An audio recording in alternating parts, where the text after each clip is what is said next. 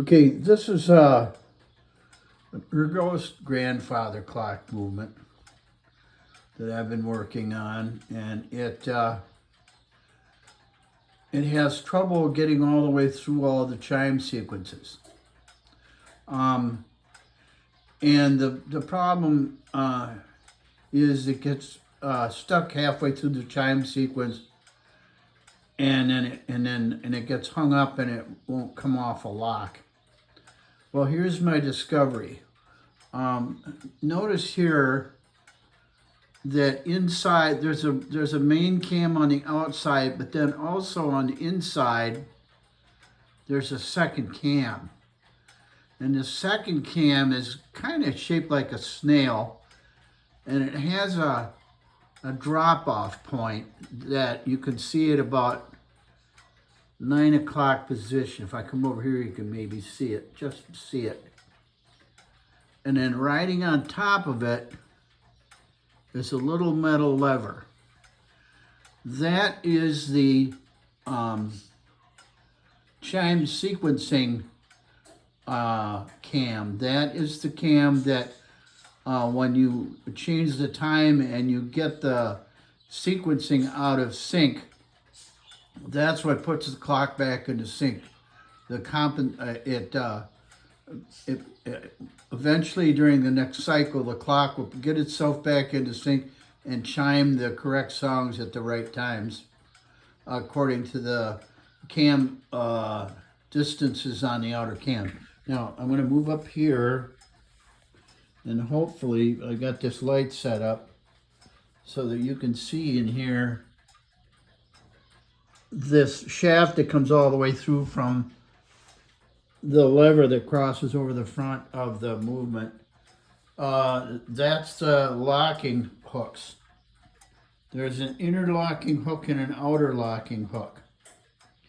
The hook that's nearest to the gear is the one that's connected through the shaft, and there's a pin here that locks that hook onto the shaft, and that's the main one. That's the one that runs off the outer cam there. And the other hook is the one that relies on that little lever down in there, and I don't know if I got the light in the right place to be able to see I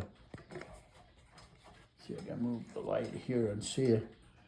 All right, I can't. There's a lever down in there. I don't know if you can see it or not. That lever, no, I just dropped everything. That lever has a metal bar that comes through here and rides on top of that snail cam. Okay, but that is not attached to the shaft. That is loose on that shaft. And that rides on the cam and relies on that cam to hold the hook away from the pin on the driving gear. But the problem is once it falls down into that low spot, it can't get out of there without without help. So what that is accomplished by a pin that goes through the fixed hook and then goes through the compensating hook. The outer one is the compensating hook. Inner and outer. The inner is the one that's closest to the gear. I hope I'm being consistent about that. But the hole that pin goes into is larger than the diameter of the pin, so that inner hook can ride up and down a little ways, and it has no effect on that other hook. So the problem is there that when you have some wear, it doesn't take much. It's kind of a cumulative problem. The shaft that the cam it rides on gets a little wear on it, and that changes the distances that lever rides on that cam, and the main cam too. But then also you got some wear on the gear that has the pin on it, the locking gear, the faster moving gear. And the cumulative effect of that wear, and you can see there is not much wear there. And I can't take my hand off the clock because my hands are so shaky. But you can move those shafts and there isn't much wear.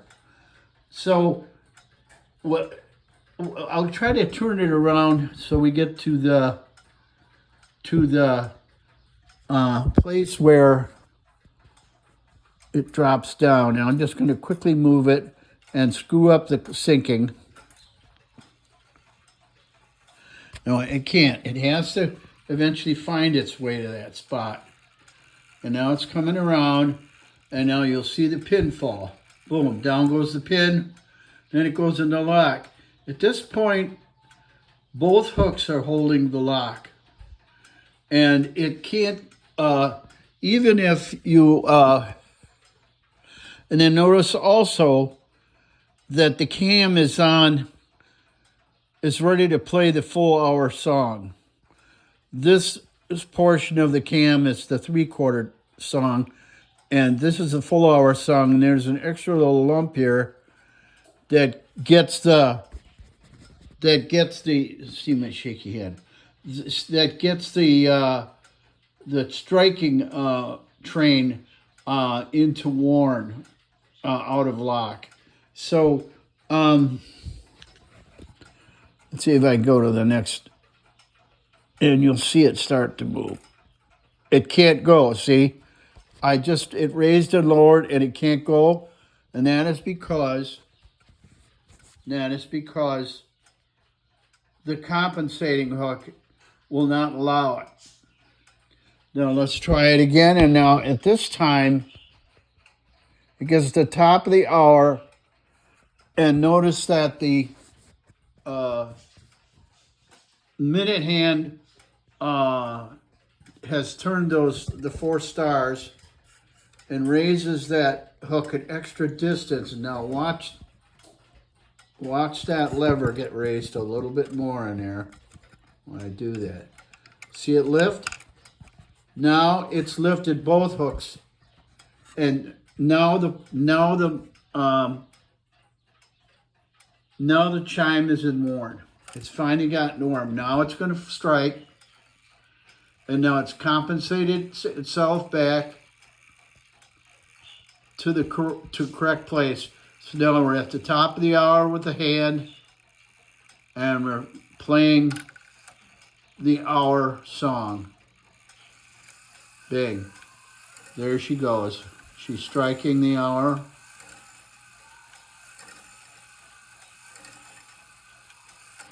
And from there on in, you're back in sync. Now that lever's back on top of that cam. I just dropped everything. And now she's gonna go back into normal. And when you change the time, you throw the location of the minute hand off of where it's supposed to be, and then that compensating cam will prevent it from striking if it falls into that low spot until it's time for it to get to the top of the hour, at which time it'll compensate itself back up and off it'll go. All right, I hope this is helpful. Okay, now the problem was with this movement, this particular movement, was it wouldn't come out of lock no matter what. So it was in compensating lock all the time. So I tried several different things, and I added